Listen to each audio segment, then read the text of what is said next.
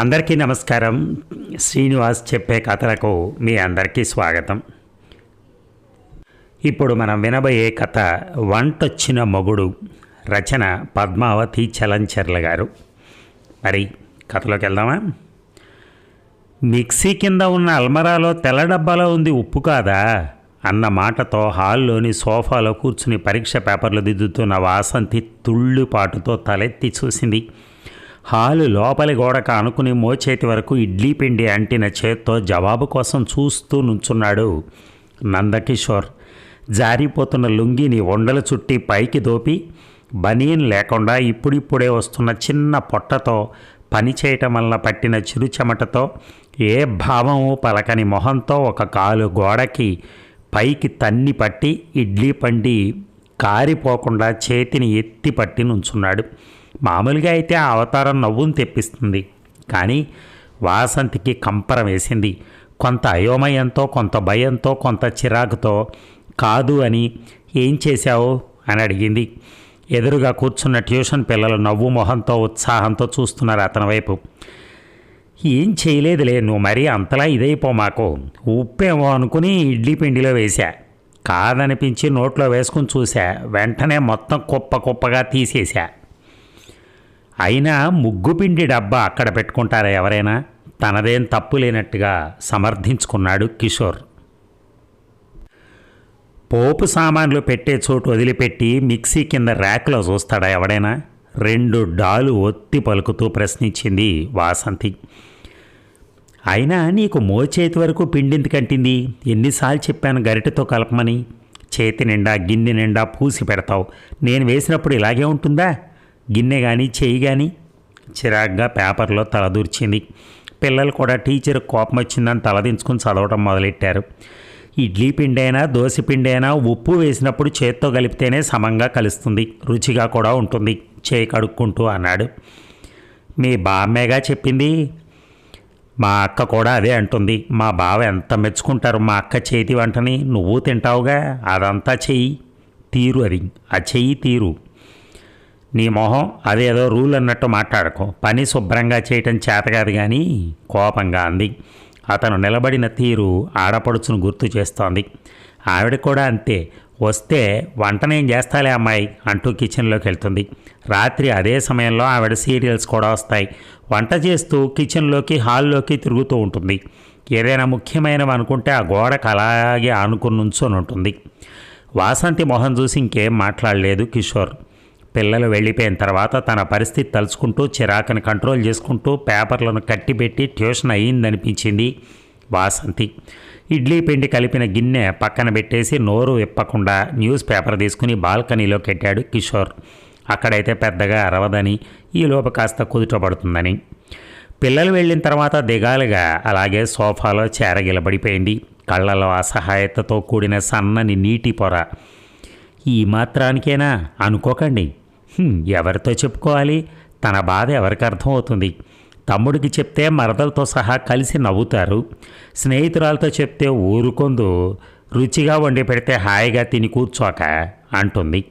తల్లితో తన బాధ పంచుకుందామంటే మగ పిల్లాడితో వంట పని ఇంటి పని చేయించింది చాలక మళ్ళీ వంకలు పెడతావా అంటూ తిడుతుంది.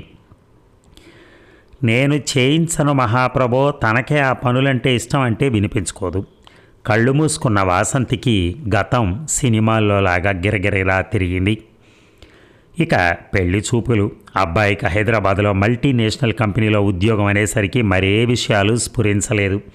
హైదరాబాద్, సాఫ్ట్వేర్ ఎంప్లాయ్, ఇది చాలు కళ్ళు మూసుకుని ఎస్ చెప్పడానికి. విజయవాడలో పుట్టి పెరగడంతో చుట్టాలంతా కూడా ఈ చుట్టుపక్కలే. గుంటూరు, తెనాలి, రేపల్లె, బాపట్ల. ఇదే ప్రపంచం, ఇదే లోకం. చిన్నప్పుడు నిర్ణయించుకున్నా నేను, నా జీవితం భవిష్యత్తు హైదరాబాదే అని. హైదరాబాద్ చుట్టూ ఎన్నో కలలు కన్నాను. పెద్ద పెద్ద భవనాలు, మల్టీప్లెక్స్లు, మెట్రోలు, రోడ్లు, ఆఫీసులు నాకు కిక్కునిస్తాయి. ఎవరి పని వారు చేసుకుంటూ ఎంత ఆనందంగా ఉంటారు. కానీ ఎక్కడో చిన్న నిరాశ. అమ్మా నాన్న హైదరాబాద్ సంబంధం తెస్తారా, ఒప్పుకుంటారా అని. విజయవాడలోనే స్కూలు, విజయవాడలోనే ఇంటరు, ఇక్కడే డిగ్రీ, ఇక్కడే పీజీ, ఇక్కడే బీఎడ్, ఇక్కడే ఉద్యోగం. నా జీవితంలో కృష్ణానది తప్ప మరి ఏమీ లేదు. ఛే, ఇంట్లో సంబంధాలు చూడటం మొదలుపెట్టినప్పుడు ఖచ్చితంగా చెప్పాను, హైదరాబాద్ సంబంధం అయితేనే చేసుకుంటాను అని. దాని మొహంలే అంది అమ్మ పట్టించుకోకుండా. నేను వాళ్ళని పట్టించుకోకుండా హైదరాబాద్ కాని సంబంధాలన్నీ తిరగొట్టేశాను. ఫైనల్గా ఈ సంబంధం వచ్చింది. కిషోర్ హైదరాబాద్లో సాఫ్ట్వేర్ ఎంప్లాయీ. ఈ ఒక్క క్వాలిఫికేషన్ చాలు, నా జీవితం అంతా మెట్రో సిటీలోనే గడిచిపోతుంది. లాంగ్ డ్రైవ్లు, ఏసీ ట్రైన్లు. ఈ విజయవాడ మూలాన ఏనాడు ఏసీ ట్రైన్ మొహం కూడా చూడలేదు. అదృష్టం బాగుండి పెళ్ళికొడుకు నేను నచ్చితే బిర్లా మందిరికి వస్తానని మొక్కుకున్నా. కనకదుర్గమ్మని వదిలేశానని అనుకోకండి. నా బాధ ఏమిటో కనకదుర్గమ్మకు తెలుసు. చుట్టుపక్కల ఊళ్ళ నుంచి ఎవరొచ్చినా కనకదుర్గమ్మ దర్శనం డ్యూటీ నాదే. పూలమ్మీలు, కొబ్బరికాయ వాళ్ళకి, చెప్పుల వారికి నేను సుపరిచితం. పూజారులకు కూడా. వచ్చిన చుట్టాల సోది వింటూ గుడికి తీసుకెళ్ళి కొబ్బరికాయలు, ప్రసాదాలు కొనిపించుకుని అమ్మవారి దర్శనం చేయించుకుని తీసుకురావటం నా 8వ తరగతి నుంచి మొదలు. కొత్తలో బాగున్న తర్వాత చిరాకు, కోపం, ఆ తర్వాత అసహనం పుట్టుకొచ్చింది. నా వల్ల కాదు అని మొత్తుకున్నా. నేర్చుకోవాలి ఇవన్నీ. బెజవాడ అమ్మాయిలంటే మరి కత్తి అనిపించుకోవాలి అంటూ సూక్తి రత్నాలు. కొంతలో కొంత ఊరట. కనకదుర్గమ్మతో నా మొర చెవిన వేసేదాన్ని. ఏ మాటకా మాటే అమ్మని ఎన్నిసార్లు దర్శించినా చాలదో. నాకు తెలియకుండానే చేతులు జోడించి ప్రశాంతంగా కళ్ళు మూసుకునేదాన్ని. అబ్బాయి వాళ్ళది పొన్నూరు దగ్గర చిన్న ఊరు. తల్లి తండ్రి చిన్నతనంలోనే పోవటంతో నానమ్మ పెంచింది. అక్క తమ్ముడు ఇద్దరికీ 10 ఏళ్ల వ్యత్యాసం ఉంది. బావగారికి రైల్వేస్లో ఉద్యోగం. మనవడు ఎక్కడ కాలేజీలో చేరితే తను అక్కడికి వెళ్ళి ఉంటూ చదువుకుంటుందట నానమ్మ. హైదరాబాద్లో ఉద్యోగంలో చేరితే మనవడు ఎక్కడ కాలేజీలో చేరితే తను అక్కడికి వెళ్ళి ఉంటూ చదివించుకుంటుందట నానమ్మ. హైదరాబాద్లో ఉద్యోగంలో చేరితే కూడా తను వదలలేదట. ఇంతకాలం ఉండి జాగ్రత్తగా చూసుకుందట. ఇంతకాలం కూడా పెళ్ళైతే ప్రశాంతంగా ఊపిరి పీల్చుకుంటుందట. ఇక్కడ వాళ్లే కాబట్టి అమ్మా నాన్నలు ఇష్టపడ్డారు. హైదరాబాద్ సాఫ్ట్వేర్ ఎంప్లాయ్ కాబట్టి నాకు అంగీకారమే. దుర్గమ్మ తల్లి నా మొర ఆలకించింది. నాకు నేను ముందే చెప్పుకున్నాను, అబ్బాయి ఎలా ఉన్నా సర్దుకుపోవాలని.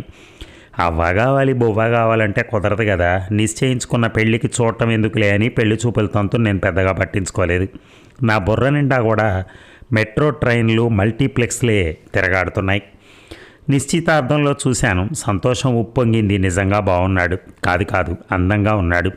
నాకన్నా కూడా తెల్లగా, ఎత్తుకు తగిన లావుతో హుందాగా కూడా అనిపించాడు. తన ముందు నేనే తేలిపోతాను. ఎందుకు ఒప్పుకున్నాడు అబ్బా? ఎంక్వైరీలో తేలింది. ఎక్కడో దూరపు చుట్టరికం, మంచి బలగం ఉన్న సంబంధం కావాలని నానమ్మ ఆశ. సో నానమ్మకి మా చుట్టాలు, పలుకుబడి బాగా నచ్చుంటుంది. పాపం 2 పిల్లల్ని పెంచి పెద్ద చేయడానికి ఎన్ని అవస్థలు పడిందో. ఆవిడ్ని దగ్గరే ఉంచుకుని బాగా చూసుకోవాలని నిర్ణయించుకున్నాను. ఇక తన ఆలోచనలు, హాబీలు అన్నీ తెలుసుకుని నన్ను నేను కొంత మార్చుకోవాలి. నాకు శీఘ్ర కోపం, మొండితనం అంటారు. తగ్గించుకుని తనకు అనుకూలంగా బతకాలి. తనకిష్టమైన వంటలేవో తెలుసుకుని నేర్చుకోవాలి. పిజ్జాలు, బర్గర్లు, నూడిల్స్ లాంటివి నేర్చుకుని చక్కగా వండి పెట్టాలి. అస్తమానం బయట తింటే ఆరోగ్యాలు పాడైపోతాయి. తనకు జీన్స్, టాప్స్ ఇష్టమైతే అలవాటు చేసుకోవాలి. ఇప్పుడు వేసుకోవచ్చు, కానీ ఈ విజయవాడకి మా చుట్టాల లెవెల్కి ఈ డ్రెస్సులు చాలే అని నేనే వేసుకోను. ఇప్పుడు నన్ను నేను మోడర్న్గా మార్చుకోవాలి. వీకెండ్ పార్టీలకు అలవాటు పడాలి. ఓపెన్ హెయిర్ చాలా బాగుంటుంది. తన ఇష్టాన్ని బట్టి కట్ చేయించుకోవాలి. అది పెద్ద చుట్టే, నడుం వరకు ఒత్తుగా ఉంటుంది. దానికి నూనె రాసి గట్టిగా జడ వేస్తాను. నన్ను చూసి మా విజయవాడ అమ్మాయిలు మొరటుగా, బండగా ఉంటారు అనుకోకండి. ఇక్కడ చాలా ఫ్యాషనబుల్గా ఉంటారు. నాకే ఎప్పుడో ఎందుకో తెలియదు, కానీ ఈ విజయవాడ లెవెల్కి జాలే అనేది బుర్రలో ముద్రితం అయిపోయి ఉంది. ఇక హైదరాబాద్ నేను కోరుకున్న నగరం. నేను కోరుకున్నట్టుగా సాఫ్ట్వేర్ భర్త. పెళ్లి సమయంలో తనకు కూడా వంట వచ్చని తెలిసి మురిసిపోయాను. చుట్టాలు, స్నేహితులు కూడా నాది అదృష్టం అన్నారు. ఇద్దరూ కలిసి పనిచేసుకుంటూ హాయిగా ఉండొచ్చు అంటూ. మగవాళ్లకు వంట రాకపోవటం వల్ల తామేమి ఇబ్బందులు పడుతోంది ఏకరువు పెట్టారు. నన్ను దుర్గమ్మ తల్లి చల్లగా చూస్తుందని, చిన్నప్పటి నుంచి చేసుకున్న దర్శనాల పుణ్యం ఎటూ పోలేదని అర్థమైంది. కొద్ది రోజుల విశ్రాంతి తర్వాత నాకు తోచిన ఉద్యోగంలో కాలక్షేపం చేయాలన్న ఆలోచన. కిషోర్ జాగ్రత్త కలవాడనుకుంటా. 3 బెడ్రూమ్ల ఫ్లాటు, దానికి తగ్గ సామాన్లన్నీ అమర్చి పెట్టుకున్నాడు. నా జీవితానికి ఇంకే కొరత లేదనిపించింది. ఫైనల్గా నాకు విజయవాడ బెడద వదిలింది. అమ్మయ్య, నా జీవితం హాయిగా ఆనందంగా సాగిపోతుంది ఇక. వాసంతి, వాసంతి లే అన్న పిలుపుతో తెల్లారి మెలకు వచ్చింది. కిషోర్ ఎప్పుడు లేచాడో ఏమిటో ఫ్రెష్గా ఉన్నాడు. స్నానం చేశాడు అనుకుంటా. టైం చూశాను 5:30. 5:30కే మీ స్నానం అయిపోయిందా? ప్రశ్నార్థకంగా చూశాను. యోగా కూడా చేశాను. మీరు యోగా కూడా చేస్తారా? నాలో విస్మయం. ఏం చేయకూడదా? జాబులో చేరిన తర్వాత నేర్చుకున్నాను, చేస్తున్నాను. మంచి అలవాట్లు మంచిదే కదా వసు అన్నాడు నవ్వుతూ. నేను నవ్వుతూ లేచి వాష్రూమ్లోకి వెళ్ళాను. వచ్చేసరికి బాల్కనీలో 2 కాఫీలు, వేడిగా పొగలు చిమ్ముతూ చల్లని వాతావరణం. చాలా సంతోషం వేసింది. ఎంత అదృష్టవంతురాలని! ఎంతమంది భర్తలు ఉదయాన్నే ఇలా భార్యలకు కాఫీతో సుప్రభాతం చేస్తారు. మా అమ్మ అయితేనా పొద్దున్నే దండకాలు, లేవలేదని, పనిలో సాయం చేయలేదని. అబ్బే వద్దు, ముందు ఇంత మంచి ఉషోదయాన్ని కాఫీని ఆస్వాదించాలి ముందు. కాసేపు తర్వాత వంటగదిలోకి వెళ్ళాను. అన్నీ నీట్గా సర్దున్నాయి. చిరునవ్వుతో నేను వస్తున్నానని ఇల్లు బాగా సర్దారే. లేదు, ఇల్లు ఎప్పుడు ఇలాగే ఉంటుంది. ఆర్గనైజ్డ్గా ఉంచడం నాకు అలవాటు. తను మాట్లాడే ప్రతి మాటకి నేను ఎంత అదృష్టవంతురాలో తెలియజేస్తోంది. టీలో అందరూ అల్లం వేస్తారు, కానీ లవంగా దాల్చిన చెక్క వేయి, అదొక రుచి, చాలా బాగుంటుంది. ఓ అవునా, ట్రై చేస్తాను. ఇక రాత్రి భోజనం చుక్కకూర కందిపప్పులో కన్నా పెసరపప్పుతో బాగా ఇముడుతుంది. గుమ్మడి వడియాలతో అద్రిపోతుంది చూడు. ఈసారి చేసి పెడతాను. నాకు తెలియని విషయమేమో ఉంటుందేమో, చేస్తానంటున్నాడుగా, చేయని, చేస్తే తినటానికే. మరో పూట కాఫీ, పాలు స్టవ్ మీద కన్నా కుంపటి మీద కాస్తే ఆ రుచే వేరు అన్నాడు. అవన్నీ ఇక్కడ కుదరవు కదా కిషోర్ అన్నాను. కుదరవు, కానీ చెప్తున్నాను. సార్, ఈ శనివారం వంట నేనే చేస్తాను, చూద్దు కానీ. సరే. వద్దు కిషోర్, వచ్చి 2 నెలలు అయింది. నువ్వు అసలు నన్ను బయటికి తీసుకెళ్ళలేదు. బయటనే భోంచేద్దాం. బయటికి వెళ్దాం కానీ భోజనం ఇంట్లోనే చేద్దాం, వంట నేను చేస్తాగా. అప్సెట్గా అనిపించింది, కానీ చేసేదేం లేక సరే అన్నాను. భోజనం తర్వాత బయటికి వెళ్దామన్న ఆనందంతో లేచాను. అప్పటికే కిషోర్ స్నానం చేసి కాఫీ ఫిల్టర్ వేశాడు. ఫిల్టర్ కాఫీ నాకు ఇష్టమే, కానీ అంత ప్రాసెస్ నచ్చదు. ఈవేళ ఫిల్టర్ కాఫీ అంత ఆనందాన్ని ఇవ్వలేదు. 2 వారాల క్రితమే తనను కిచెన్లోకి రావద్దని గట్టి వార్నింగ్ ఇచ్చాను. నేను చేసే ప్రతి పనిని ఇలా కాదు, అలా కాదు, ఇది చెయ్యి, అదొద్దు, ఇది ముందు వేయాలి, అది తర్వాత వేయాలి. అబ్బో, రన్నింగ్ కామెంటరీ సాగిపోతూనే ఉంటుంది. ఏది నా లెక్క ప్రకారం జరగదు. వంట బాగానే ఉంటుంది. ఏ మాటకు ఆ మాటే చెప్పుకోవాలి. కిషోర్ వంట అద్భుతంగా చేస్తాడు. అంతేకాదు, ఇష్టంగా కూడా చేస్తాడు. వంటే కాదు, ప్రతి పని అంతే. పక్కా ప్రణాళిక. దేని తర్వాత ఏది, ఎంత, ఎప్పుడు వేయాలన్నది చాలా లెక్క ప్రకారం ఉంటుంది. నేను మామూలులాగా అందరిలాగే చేస్తాను. ప్రతిరోజు తినేటప్పుడు ఏదో ఒక కామెంట్, అది నాకు నచ్చటం లేదు. టొమాటో పప్పుకి దొండకాయ వేపుడు బెస్ట్ కాంబినేషన్. అది కూడా దొండకాయలు గుండ్రంగా కోయాలి. దోసకాయ పప్పుకి వంకాయ కొబ్బరి కారం సూపర్గా ఉంటుంది. ఇక పొడవు వంకాయలు, ఇక పొట్లకాయ పెరుగు పచ్చడికి బెండకాయ డీప్ ఫ్రై బాగుంటుంది. సాంబార్కి ఆలూ ఫ్రై కన్నా చామదుంప మిరియపు కారం బెస్ట్. గుమ్మడి వడియాలు, బియ్యపు వడియాలు, మినప వడియాలు, ఇలా ఏవి దేనితో అద్భుతంగా ఉంటాయో చెప్తూనే ఉంటాడు. ఇవాళ గోంగూర పచ్చడి ఎండుమిరపకాయలతో చెయ్యి, మిరపకాయలతో పాటు ధనియాలు, జీలకర్ర వేయించు. రోజు భోజనం టైంలో ఇదొక చర్చ తనకి. మొదట్లో ఇష్టంగానే అనిపించిన రాను చిరాకు మొదలైంది. కాఫీ, స్నానం, ఆంజనేయ స్వామి గుడి. నువ్వు అలా కూర్చో, కాసేపట్లో అల్లం వేసి మంచి పెసరట్టు చేసి పెడతాను నీకు. పిండి రాత్రి నానేసాగా, నువ్వు అలా కూర్చో, నేను చిటికలో వేసేస్తాను. చుర్రుమంది నాకు. ఆకలేస్తోంది. మౌనంగా వెళ్ళి సోఫాలో కూర్చొని టీవీ ఆన్ చేశాను. వేసినంతసేపు నానమ్మ, అక్క టిఫిన్లు, వంటలే ఎవరు ఎలా చేస్తారన్నదే. నీకు కూడా వేసేకి కిషోర్, ఇద్దరం కలిసి తిందాం. వద్దొద్దు, పెసరట్టు వేడిగానే ఉండాలి, చల్లారితే బాగోదు, నువ్వు తినేసేయి అంటూ ప్లేట్ తీసుకొచ్చాడు. వేడి పెసరట్టు, నెయ్యి కారుతూ ఆత్మారాముడు త్రుళ్ళిపడ్డాడు. తను కూడా తెచ్చుకుని తింటూ ఏవేవో చెప్తున్నాడు, వింటున్నాను. ఈసారి మా ఊరెళ్ళినప్పుడు మంగళంలో వేయించిన కందిపప్పుతో గోంగూర పప్పు చేసి పెడతాను. అది తింటే నువ్వు ఈ పచ్చిపప్పు అసలు నోట్లో పెట్టవు. మంగళమా? అయ్యో, అది కూడా తెలియదా వసు? అదేదో 8వ వింతలాగా చూశాడు. తెలీదు, ముక్తసరిగా అన్నాను. హాయిగా పెసరట్టు తిన్న ఆనందం లేకుండా ఈ టాపిక్ నాకు నచ్చడం లేదు. మంగళం అంటే మొదలుపెట్టాడు పక్కనే కూర్చుంటూ. అబ్బా ఎందుకు అడిగానా అనిపించింది. వద్దు కిషోర్, వంట చేసుకోవాలిగా, వదిలి, లేదా బయటికి వెళ్ళి భోంచేసి సరదాగా సినిమాకి వెళ్దాం అన్నాను. అతనికి బయట తింటాం నచ్చదు. బయట వద్దు, నేను చేస్తా కదా. ఎంతో టైం పట్టదు, నువ్వేం చేయక్కర్లా. ఇది విను ముందు, ఎంత బాగుంటుందో. వంట చేస్తూ చెప్తాలే. అయిష్టంగా కూర్చున్నాను. మంగళం అంటే కళ్ళు అరమోడుపులు అయ్యాయి. ఒక్కోసారి కుండలు పగిలిపోతాయి కదా, ఆ పగిలిన కుండలో కింద భాగం అన్నమాట. దాన్ని పొయ్యి లేదా కుంపటి మీద పెట్టి పప్పు వేయించుతారు. మంట పెద్దగా పెట్టకూడదు, సన్నటి సెగ మీద దోరగా వేయించాలి. నా కళ్ళు ఎప్పుడు మూతబడిపోయాయో తెలియదు. వచ్చిన కొత్తలో నన్ను నేను మోడర్న్గా మార్చుకోవాలని హెయిర్ కట్ చేయించుకున్నాను. జీన్సు పలాజోస్ కొనుక్కున్నాను. జీన్స్ వేసుకున్న రోజు తనకు పెద్దగా నచ్చలేదు. చక్కగా ఏ చీరో డ్రెస్సో వేసుకోవచ్చుగా, మీ నానమ్మనో అక్కనో వేసుకోమను, నాకు ఇవే ఇష్టం, ఇవే వేసుకుంటా. ఒళ్ళు మండిపోయింది. విజయవాడలో వేసుకోలేదుగా అన్నాడు నా కోపాన్ని పట్టించుకోకుండా. నాకు కోపం వచ్చిందన్న విషయాన్ని కూడా గుర్తించలేదని నీ మొహం నువ్వేం చూసావు? నాకు షార్ట్స్ ఫ్రాక్స్ చాలా ఉన్నాయి, అవే వేసుకుని తిరిగేదాన్ని అక్కసుగా అన్నాను. అలాగా, నీకేవిష్టమైతే సరే అవే వేసుకో, కూల్గా సమాధానం ఇచ్చాడు. విజయవాడ ఒక నరకం అనుకుంటే ఇది ఇంకోలా ఉంది ఏంట్రా బాబు అనుకున్నాను. దానికి తోడు ఇక్కడ తనకొక అన్న ఉన్నాడు. చిన్న తాత పెద్ద తాత చుట్టరికాలు. ఉస్మానియాలో డాక్టరు. బొద్దుగా తెల్లగా దెబ్బ పండులా ఉంటాడు. ముట్టుకుంటే మరక పడుతుందేమో అన్నంత తెల్లగా ఉంటారు పిల్లలిద్దరు. 2-3 నెలలకు ఒకసారి కలుస్తుంటాం. ఆయన వచ్చిన రోజు మరీ ఇద్దరు అదేదో లోకంలో ఉంటారు. దానిలో వాళ్ళ ఊరు, నానమ్మ, అక్కలు, చెక్కలు, వంటలు, ఊళ్ళో కాలేజీ లేకపోవటం, హాస్టల్ ఖర్చులు, భరించలేని ఆర్థిక స్థితి. రూములు అద్దెకు తీసుకుని వండుకు తిని దానిలో నిష్ణాతులైపోయారు. ఆయన డాక్టర్ అవ్వటం మూలాన సమయం దొరకదు కాబట్టి పర్లేదనుకుంటా. మా ఆయన మాత్రం నానమ్మ పెంపకంలో ఇదిగో ఇలా తయారయ్యాడు. ఆ బావగారు చాలా సరదా మనిషి. జోకులు సెటైర్లు బ్రహ్మాండంగా వేస్తారు. ఇద్దరి మెయిన్ టాపిక్ వంట. బామ్మ ఎలా చేస్తుంది, అమ్మ ఎలా చేస్తుంది, దేంట్లో ఏం వేస్తే ఎలా ఉంటుంది. ఊరిలో ప్రతి ఒక్కడికి నిక్నేమ్. కాలవలు ఈతలు చెప్పుకుని పగలబడి నవ్వుతూ ఉంటారు. మొదట్లో సరదాగానే ఉండి ఎంజాయ్ చేసేదాన్ని. ఇప్పుడు హద్దులు దాటి చిరాకు వచ్చింది. ఎన్నోసార్లు వార్నింగ్ ఇచ్చాను, వంటగది వైపు రావద్దు అని, వంట గురించి మాట్లాడొద్దని, వంకలు పెట్టొద్దని. కొంత కంట్రోల్లోకి వచ్చాడు. ఆ చెయ్యి ఎత్తిపెట్టి గోడకు ఆనుకునున్న తీరు గుర్తొచ్చి ఒళ్ళు మండిపోతుంది. బాల్కనీలోకి వెళ్ళి చూశాను. బిక్కమొహంతో పేపర్ చూస్తున్నాడు.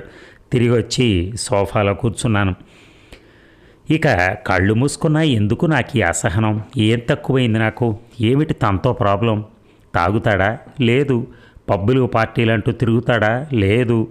ఆఫీస్ పని అంటూ పోని నన్ను పట్టించుకోకుండా ఉంటాడా? లేదు. పోనీ అమ్మాయిలు వెంటబడతాడా? లేదు. ఆ మొహానికి అంత తెలివి కూడానా?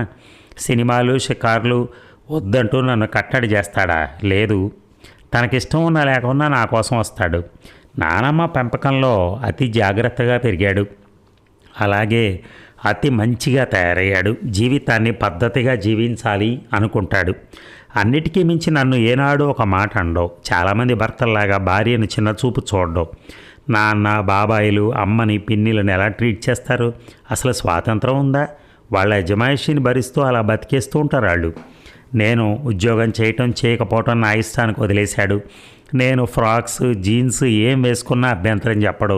నన్ను నేను అప్డేటెడ్గా ఉంచడం కోసం బోధన నాకు ఇష్టమని, కాబట్టి స్కూల్లో ఉద్యోగం చేస్తున్న దేనికి అడ్డు చెప్పడు. స్త్రీలకి పెద్దలకి గౌరవం ఇవ్వాలంటాడు. వీటన్నిటిలో ఏం తప్పుంది? నాకు తను అవుట్డేటెడ్గా ఎందుకు అనిపిస్తున్నాడు? నాకు ఎలా టీచింగ్ మీద ఇష్టమో తనకే వంట మీద ఇష్టం కావచ్చు. అది నాకెందుకు కష్టాన్ని కలిగిస్తోంది? ఇక లేచి బాల్కనీలోకి వెళ్ళాను. బాచి, అది వాళ్ళ నానమ్మగారి పిలుపు. ఆకలేస్తోంది, ఆనందిస్తారా? ఉల్లిపాయలు సన్నగా తరిగి అల్లం పచ్చిమిర్చి వేసి ఒక స్పూన్ శనగపిండికి కలిపి కొత్తిమీర కరివేపాకు దిట్టంగా వేసి ఆమ్లెట్ వేద్దు కానిరా, ఈ లోపల నేను అన్నీ సర్దుతా.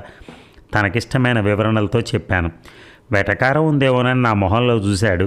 లేదు, మామూలుగానే ఉంది. ఈవేళ అలా కాదు. ఎండుమిర్చి ఫ్లేక్స్ కచ్చా పచ్చాగా దంచిన 4 మిరియాలు సొంటి పొడి చేసి చేస్తా, చూడు ఎలా ఉంటుందో. ఉత్సాహంతో లేచాడు. అబ్బా ఈ వంటొచ్చిన మొగుడుతో ఎలాగమ్మా వేగేది? అదండి మరి. వంట వచ్చిన మొగుడు వంట రావట్లేదు, నాకు మొత్తం పనంతా పడుతోంది మాకే అంటారు. పోన్లే అని ఎవరో వంట చేస్తున్నాడులే పాపం మొగుడు చాలా ఇంట్రెస్ట్గా అని చెప్పని అనుకుంటుంటే వంట వచ్చిన మొగుడుతో మేము చచ్చిపోతున్నాం అంటున్నారు. ఎలాగండి ఇన్ని మాటలైతే? ఆ? సరే, ఏది ఏమైనా కథ సుఖాంతం అయింది ప్రస్తుతానికి. Thank you.